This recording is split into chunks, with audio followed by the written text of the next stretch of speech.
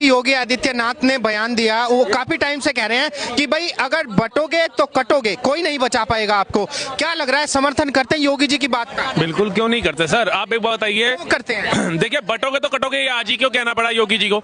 2017 से मुख्यमंत्री है, लेकिन उन्होंने देख लिया ना कि हिंदू जहां जहां पे भी बट रहा है वहां वहां वो कट रहा है, और जहां जहां नहीं बट रहा वहां वहां सहनशीलता की तरह एक पिलर की तरह खड़ा हुआ है। आप देखिए, तमिलनाडु में बट रहा था, कट गया, पूरा वक्फ बोर्ड ने जमीन ही हड़प लिया उसका। केरला और बंगाल को देख लीजिए, अभी ये भारत के हिस्से बता रहा हूँ, यहाँ पे हिंदू कट रहा है, पलायन के बोर्ड लगते हुए नजर आ रहे हैं। कश्मीर में बटा, हिंदू कटा, पूरा पलायन कर दिया, सारे हिंदुओं को, कश्मीरी पंडितों को वहां से भगा दिया। ये वहां की बात कर रहा हूँ जो भारत में हम रह रहे हैं। उसके बाद बांग्लादेश में देख लीजिए, वहां पर बुरखा देख के बलात्कार नहीं हुआ, मंगलसूत्र देख करके बलात्कार हो रहे हैं, मंदिर को झंडे देख देख करके मंदिरों की मूर्तियां तोड़ी जा रही हैं। अखिलेश यादव कह रहे हैं कि बांग्लादेश के हिंदुओं से हमारा क्या लेना देना। तो फिलिस्तीन से क्या था जो तुम्हारे गठबंधन के लोग बोलते थे जय फिलिस्तीन, मतलब भारत माता की जय नहीं बोलेंगे, क्योंकि हमारे में माँ का सम्मान जो है हमारी अम्मी को दिया जाता है। तो हम जय फिलिस्तीन बोलेंगे तो वो फिलिस्तीन की जय कौन सी अम्मी, कौन सी माँ का दर्जा उसको दिया गया? एक सांप्रदायिक माहौल बना रहे हैं योगी जी ऐसी बातें करके। नहीं, ये बात बताइए, जब हिंदू मुस्लिम का माहौल, जब गुरुकुल बंद खत्म किए जा रहे थे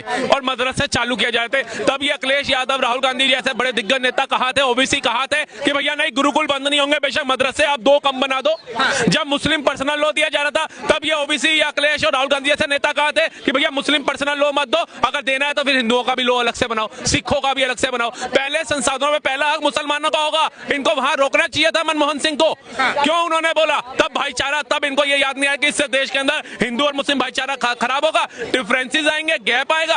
अब इनको इनकी सहूलियत की चीजें मिल रही है तो बहुत अच्छा है। अगर आज ये बोल दिया कटोगे तो बटोगे, तो मिर्ची क्यों है भैया जी? कह रहे कि जिनको मठों में होना चाहिए, जो मठाधीश है, उनके हाथ में सत्ता सौंपोगे तो वो हिंदू मुस्लिम की बात करेंगे। तो इनको दे जो कार सेवकों की हत्या कराते हैं हिंदुओं के नाम पे धब्बा बन के, हाँ, अखिलेश यादव के पिताजी हैं, और या दूसरे को दे जो सिखों का नरसंहार करा रहे थे और कह रहे थे धरती हिलती है, पेड़ गिरता है, या उनको दे जिन्होंने 28 गोलियां और 300 गोलियां चला करके 28 किसानों को शहीद किया था, या उनको दे जो गौरक्षकों के ऊपर गोलियां चला रहे थे, या उनको दे जो साधु संतों को मॉब लिंचिंग करके मार रहे थे। आप बताइए, इनके कार्यकाल में, योगी और मोदी के कार्यकाल में, मुझे बताइए किस निर्दोष लोगों के ऊपर गोलियां चली, किस निर्दोष लोगों के बच्चे जो ट्रेन में जा रहे थे फटके मर गए, कितने निर्दोष लोगों ने ताज जैसा हमला देखा? इनके कार्यकाल में ना ताज होटल सुरक्षित था, ना ट्रेनें सुरक्षित थी, ना हवाई जहाज सुरक्षित था, ना कोई कुंभ का मेला सुरक्षित था, ना कोई राज्य का कोई क्षेत्र सुरक्षित। राहुल भाई, मुझे एक बात बताइए, योगी जी को एक उभरते हुए नेता की छवि दी जा रही है, जो आगे चल के पीएम की डिमांड हो रही है, जिनकी योगी जी में क्या काबिलियत ऐसी लगती है जो बाकी नेताओं में नजर नहीं आती? देखिए, हमें जो काबिलियत लगती है ना, वो गलत के साथ गलत करते हैं। वो ये नहीं देखते हिंदू है, मुस्लिम है, सिख है, ईसाई है, बौद्ध है, जैन है, कौन है, लेकिन सामने वाले को सिर्फ मुस्लिम दिखता है। अगर विकास दुबे को मारा, हमें तो बिल्कुल भी रद्दी पर फर्क नहीं पड़ा, हम तो कहते हैं ऐसे 10 और मारो। त्यागी अगर गुंडा था, बदमाश था, उस पर बलात्कार के आरोप थे, फरोती के आरोप थे, हम कहते हैं 10 और मारो। हमने तो छाती नहीं पीटी, है हमारा ब्राह्मण भाई मार दिया, है हमारा हिंदू भाई मार दिया, लेकिन मोहिब खान जब बलात्कार करता है उसके लिए इनकी छातियां दुखती हैं। गलत के खिलाफ आवाज उठाओ। जब इनके दरिंदे यादव जो था, अभी जो डिंपल यादव का कार्यकर्ता था, उसने बलात्कार किया, 37 साल की युवती थे, उसके लिए इनकी छातियां दुखती हैं। क्यों?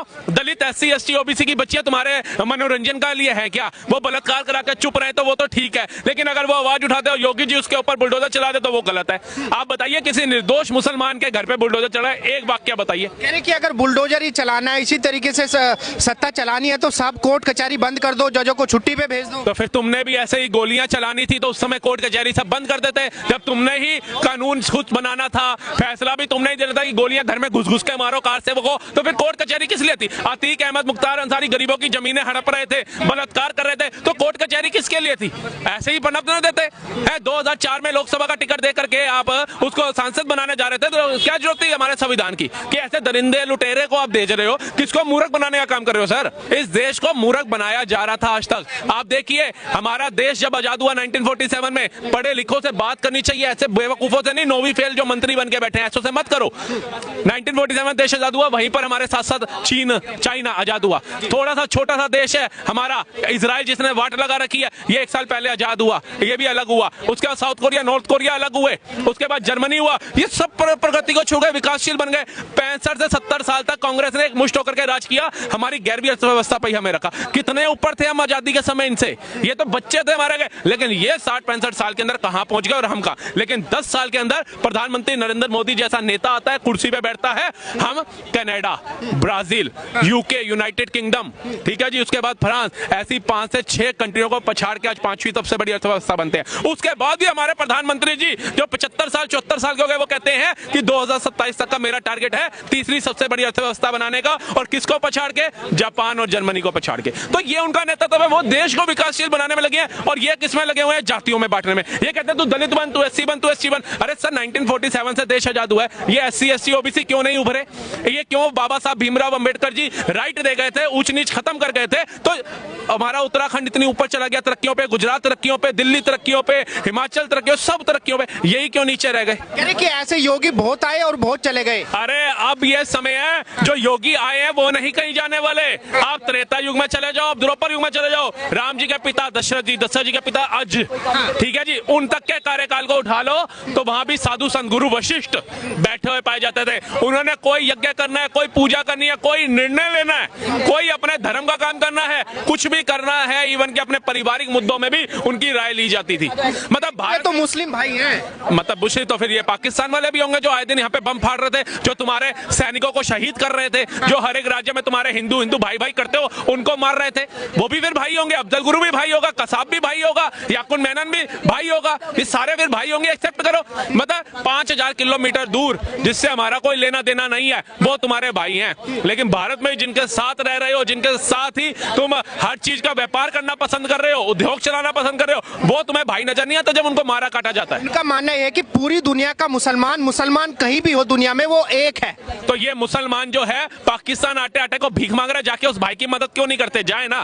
तुर्की जो था वो भुखमरी की कगार पे आ गया था, मोदी सरकार ने मदद करी, ये भाई क्यों नहीं गया? फिलिस्तीन गाजा के अंदर इनके मुस्लिम भाई प्रताड़ित हो रहे हैं, ये क्यों नहीं जाते वहां पर? जाए इजराइल के खिलाफ आवाज उठाएं, क्यों नहीं उठाते? ये वहां नहीं इनको जाना, इन्होंने खाली बतौली बातें करनी है। और जो वहां के एक्चुअल में मुस्लिम है, जो कट्टर इस्लाम को मानने वाले हैं, जो पुश्तैनी, सऊदी उठा लो, दुबई उठा लो, ये राम मंदिर बना रहे हैं, ये जय श्री राम बोल रहे हैं, ये हिंदुओं को गले लगा रहे हैं, ये उनसे ज्यादा मतलब जो तलवार की नोक पे सलवार पहन के। असदुद्दीन ओवैसी ने बोला है कि भाई, वैसे असदुद्दीन ओवैसी के छोटे भाई ने बोला है, अकबरुद्दीन ओवैसी ने।